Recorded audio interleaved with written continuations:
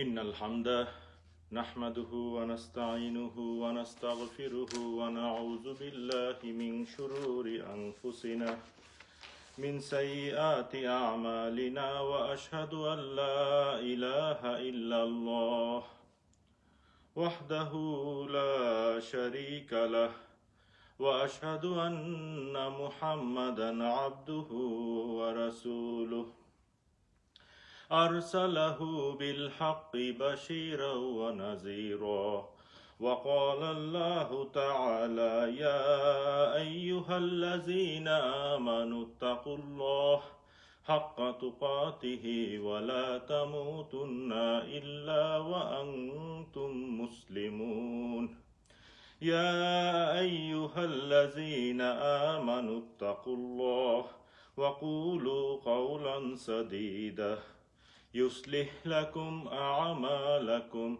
ويغفر لكم ذنوبكم ومن يطع الله ورسوله فقد فاز فوزا عظيما. Alhamdulillah, all praise and glory be to Allah, who created us, who gave us life, who is giving us sustenance. All praise be to Prophet Muhammad sallallahu alaihi wasallam. Salam and salutations to him. Allah's blessings be blessed on the people of this ummah who will be coming in this world till the day of judgment. Inshallah, today we'll be talking about one glimpse of Sirah. The Battle of Hunain had just ended, and the Muslims had routed the Hawazin tribe and relocated the captives and spoils to the nearby settlement of Jirana. Just as the celebration was getting underway, two lone riders slowly made their way through neighboring foothills.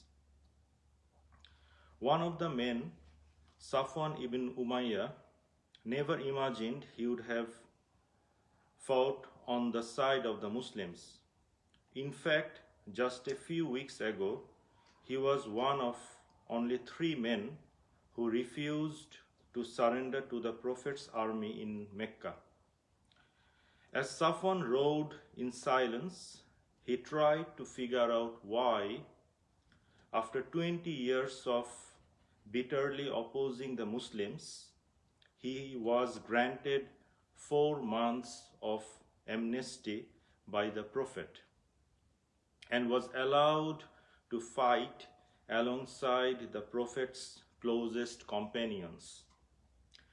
The truth is that all these years, Safwan had never attempted to get to know the Prophet. At each stage of his life, he found ample reason to oppose him. As a child, he grew up watching the influential father, Umayyah, torture the family's Abyssinian slave, Bilal, for converting to Islam.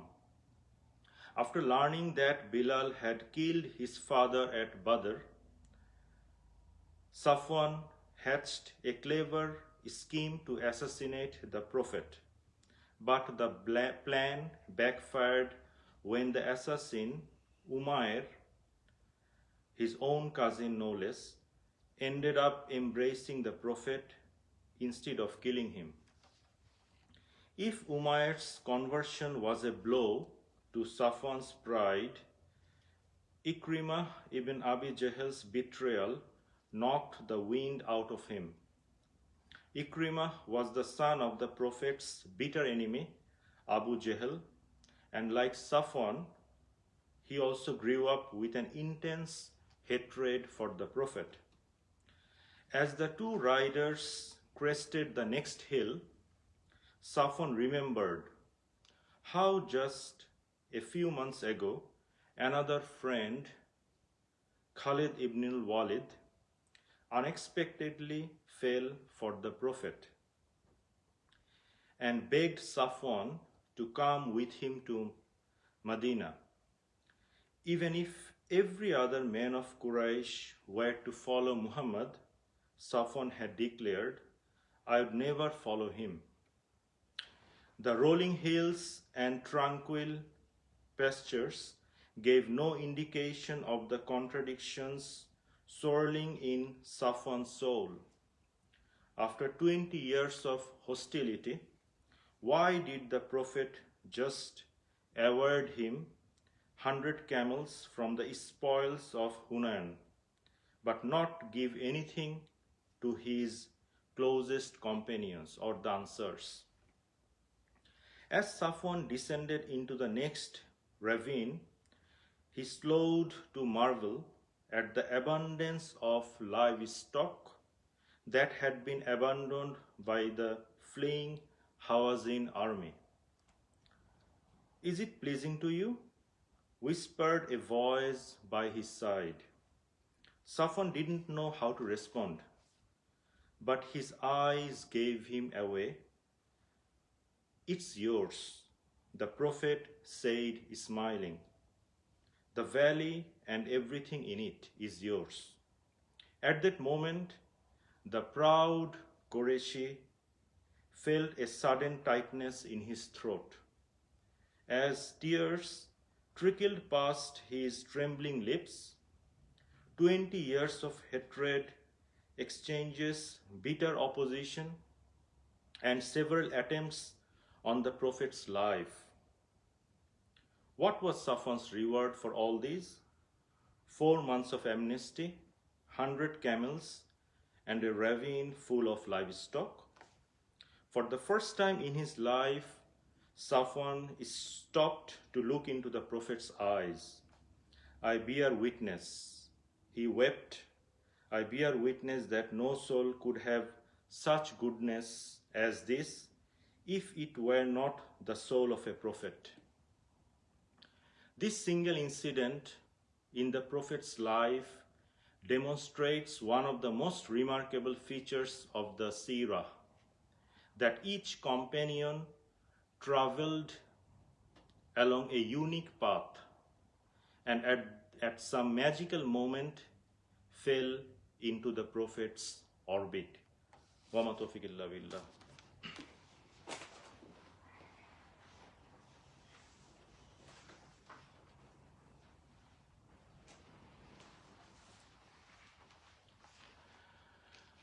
Alhamdulillah Rabbil Alameen. As-salatu was-salamu ala Sayyidil Mursaleen wa ala alihi wa ashabihi ajma'in.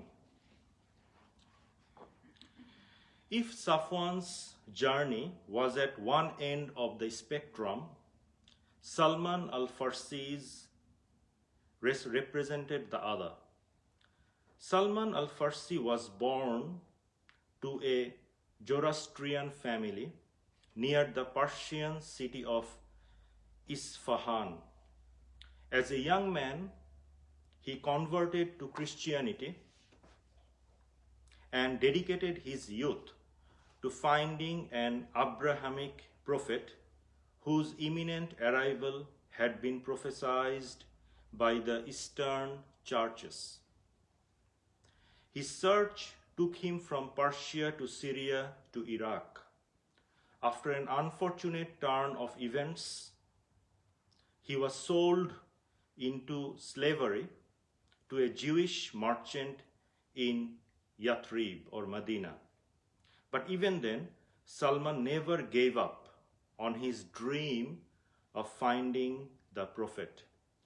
Ultimately, Salman ended up in the remote valley of Quba, where he embraced the Prophet the moment he laid eyes on the Prophet.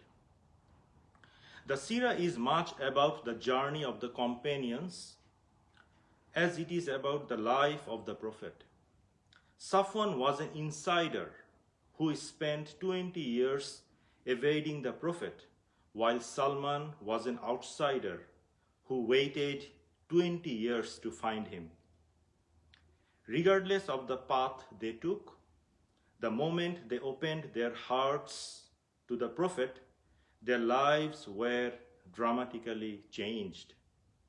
This remarkable phenomenon occurred at every stage of the Prophet's life. We see it in the benevolence of Halima, tenderness of Khadija, allegiance of Ali, loyalty of Hamza, trustworthiness of Abu Bakr, bravery of Talha, wisdom of Salama, patience of Jafar, transformation of Abdullah ibn Masud, and of course, the selflessness of the Ansars or the helpers. But why did the companions gravitate toward the Prophet in the first place? What made Muhammad so irresistible? That question was put to Zayd ibn Haritha, the adopted son of the Prophet. At an early stage, Zayd was kidnapped from his family in northern Arabia and sold into slavery. His journey led him to Mecca, where, as a 10-year-old boy, he served in Muhammad's household. Zayd's father never gave up looking for his missing child, and after many years learned that Zayd was still alive and in Mecca. But when he came to retrieve his son, Zayd refused to leave. What made Muhammad so irresistible? His father asked. Zayd responded that he had a special feeling about this man.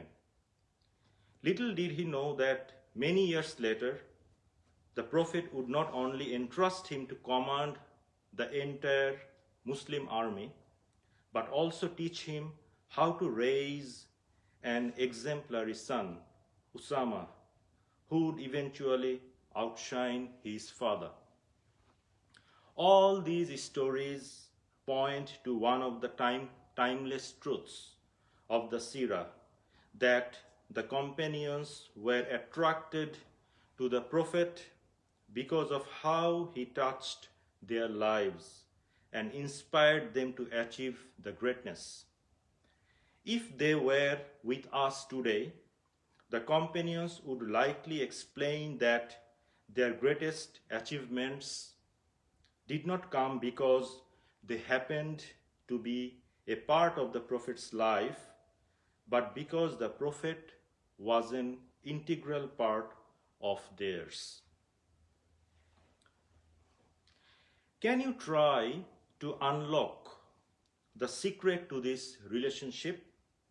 If you try, at the end you will realize something remarkable. The Sirah is a love story.